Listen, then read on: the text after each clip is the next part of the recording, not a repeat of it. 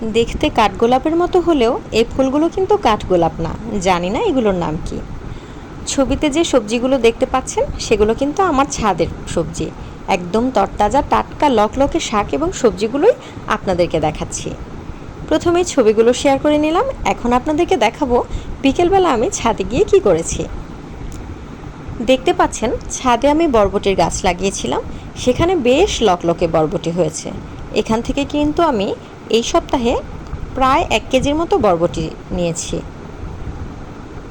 গাছটা যদিও আমি সিমেন্টের বস্তার মধ্যে লাগিয়েছিলাম, কিন্তু বেশ ভালোই ফলন হয়েছে। এখান থেকে প্রায়ই আমি নুডলস রান্না করার সময় অথবা ভাজির জন্য অথবা সবজি তরকারি রান্নার জন্য কিন্তু বরবটি নিয়ে থাকি। রঙগুলো বেশ সুন্দর এবং খুব টাটকা তরতাজা ফ্রেশ সবজি নিচ্ছি। দেখতেও ভালো লাগে, তাই না? আমার মতো কারা কারা ছাদ বাগান করতে বা ছাদ কৃষি করতে পছন্দ করেন কমেন্ট করে জানাবেন। কিন্তু আপনাদের কার বাসায় কি কি সবজি অথবা ফুলের গাছ রয়েছে আমার সাথে কমেন্ট করে শেয়ার করবেন। আপনারা কিন্তু চাইলে আপনাদের এই শখের বাগান অথবা ছাদ কৃষির ছোট ছোট ভিডিও করে আমাদের সাথে শেয়ার করতে পারেন। স্ক্রিনে দেখতে পাচ্ছেন আমি বেশ লকলকে একটা পুঁই শাকের ডাঁটা থেকে পাতাগুলো ছিঁড়ে নিচ্ছি। আজকে আমি ডাঁটা রান্না করব না, আজকে শুধু পাতাগুলো দিয়ে চিংড়ি মাছ দিয়ে আমি একটা তরকারি রান্না করে আপনাদের সাথে শেয়ার করব। নিজের ফলানো টাটকা ফ্রেশ সবজিগুলো খেতে বেশ ভালোই লাগে, দেখতেও ভালো লাগে। পরিচর্যা বলতে সকাল বিকাল 2 বেলা পানি আর কিছু জৈব সার ব্যবহার করি। যাই হোক, রান্না শুরু করে দিলাম।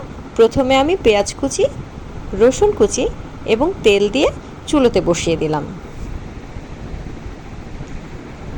50% ভাজা হয়ে গেলে আমি কিন্তু আমার রান্নার বাকি প্রক্রিয়াটা শুরু করে দিব। মৃদু আঁচে ভাজবেন, খুব বেশি বাড়িয়ে দিলে কিন্তু পুড়ে যাবে। পরিমাণ মতো লবণ, পরিমাণ মতো হলুদের গুঁড়ো এবং পরিমাণ মতো মরিচের গুঁড়া দিয়ে আমি কিন্তু আমার রান্নার প্রাথমিক ধাপটা শেষ করে ফেলেছি। ভালো করে ভাজা হয়ে এলে পোড়া লাগার আগেই কিন্তু 1/2 কাপ পানি দিয়ে নিয়েছি। আরও 2 থেকে 3 মিনিট ভালো করে রান্না হওয়ার জন্য রেখে দিব।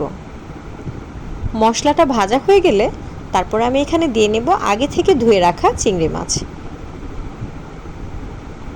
একজনের পরিমাণ রান্না করছি, তাই পরিমাণে খুব বেশি নেইনি।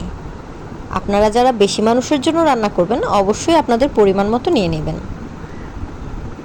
এখানে আমি হালকা আছে অর্থাৎ মৃদু আছে মাছটাকে ভালো করে ভেজে নিচ্ছি। তা না হলে মাছের মধ্যে কিন্তু কাঁচা গন্ধটা থেকে যাবে। একটু সময় নিয়ে ভাজবেন, তাড়াহুড়া করলে কিন্তু মজা হবে না। মাছটা 80% হয়ে গেলে আমি আমার ধুয়ে রাখা গাছের বরবটিগুলো এটাতে দিয়ে দিচ্ছি। পরিমাণে বরবটিটা একটু বেশি দিয়েছি, কারণ রান্না হয়ে গেলে এগুলো কিন্তু চুপসে যাবে এবং কমে যাবে। নিজের গাছের ফ্রেশ সবজি খেতে ভালোই লাগে। ভালো করে মশলাটা বরবটির সাথে মেখে নেবেন। স্ট্যান্ড ছাড়া ভিডিও করছি বলে ক্যামেরাটা একটু আপ ডাউন করছে। আশা করি আপনারা ক্ষমা সুন্দর দৃষ্টিতে দেখবেন। ভিডিওটা যদিও খুব একটা ভালো হয়নি, তারপরেও রান্নার রেসিপিটা আপনাদের সাথে শেয়ার করলাম। বরবটিটা মাখানো হয়ে গেলে মশলার সাথে আমি আমার ধুয়ে রাখা পুঁই শাকের পাতাগুলো দিয়ে দিয়েছি। পুঁই শাকের পাতা, বরবটি আর চিংড়ি মাছ, এই 3টা উপকরণ দিয়েই কিন্তু আজকের রান্নাটা শেষ করছি।